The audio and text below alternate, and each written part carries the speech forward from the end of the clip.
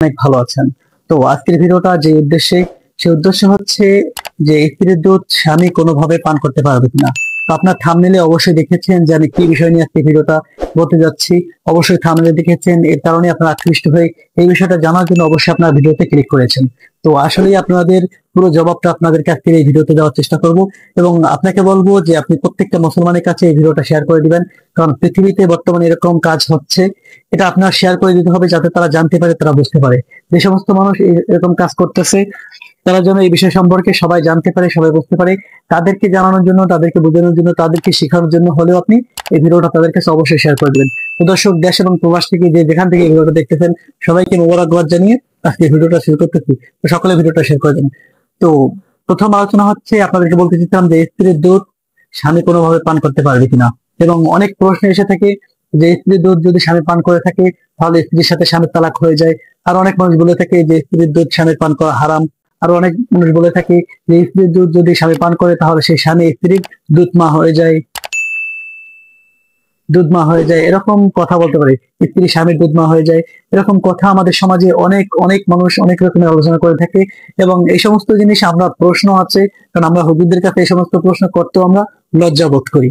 কিন্তু লজ্জার কিছু নাই, এটা ইসলাম। ইসলামের প্রত্যেকটা বিষয় জানার আপনার হক রয়েছে, প্রত্যেকটা বিষয় আপনি প্রশ্ন করতে পারবেন এবং প্রত্যেকটা বিষয় আপনি জানতে পারবেন। তো আপনার যদি এরকম কোনো প্রশ্ন থেকে থাকে অবশ্যই কমেন্ট বক্সে জানিয়ে দেবেন। পরবর্তীতে ঠিক সেরকম একটা ভিডিও আপনাকে জানানোর জন্য, আপনাকে শেখানোর জন্য, আপনাকে বোঝানোর জন্য সেই ভিডিও আপনাদের সামনে প্রস্তুত করব। আমাদের দায়িত্ব হচ্ছে আপনাদের কাছে দিনে ইসলামের প্রত্যেকটা হুকুম আহকাম আপনাদের কাছে পৌঁছে দেওয়া। তো এটা হচ্ছে রাসূল করিম সাল্লাল্লাহু আলাইহি ওয়াসাল্লাম সুন্নাত। রাসূল বলে, আমার পক্ষ হতে একটা বাণী হলেও তুমি উপরের কাছে পৌঁছে দাও। তো আলোচনায় চলে আসি। বলতেছিলাম যে স্ত্রীর দুধ স্বামী পান করতে পারবে কিনা। এবার আসেন আসল কথা। স্বামী যেহেতু স্ত্রীকে বিবাহ করে নিয়ে আসছে, আসলে আসেন স্ত্রী স্বামীর দুধ মা হবে কিনা। প্রথম, স্বামী যদি স্ত্রীর দুধ পান করে ফেলে তাহলে সেই স্ত্রী স্বামীর দুধ মা হবে কিনা বিষয়টা জানতে হবে। তো দুধ মা হচ্ছে যখন একটা বাচ্চার বয়স 2 বছর হয়, 2 বছর বয়স হওয়ার পূর্বে যারা দুধ পান করা হয় তারা হচ্ছে দুধ মা হয়। 2 বছরের পরে যারা দুধ খায় পান করে তারা কখনো দুধ মা হয় না। 2 বছরের পরে কখনো দুধ মা হয় না। 2 বছরের পূর্বে যদি কোনো বাচ্চাকে দুধ খাওয়ানো হয়, সেই বাচ্চার ওই মহিলা হচ্ছে সেই বাচ্চার দুধ মা হয়। 2 বছরের পরে খাওয়াইলে কখনোই দুধ মা হয় না। এরপরে আসেন, অনেকে বলে থাকে যে স্বামী যদি স্ত্রীর দুধ পান করে ফেলে তাহলে স্ত্রী স্বামীর জন্য হারাম হয়ে যায়। তো এই বিষয়টা জানতে হবে। তো স্ত্রীর দুধ যদি স্বামী পান করে ফেলে এই বিষয়টা হারাম হয় না, এটা না যায় কিন্তু হারাম হয়ে যায় না।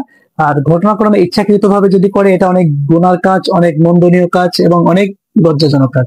ইচ্ছাকৃত ভাবে করা যাবে না।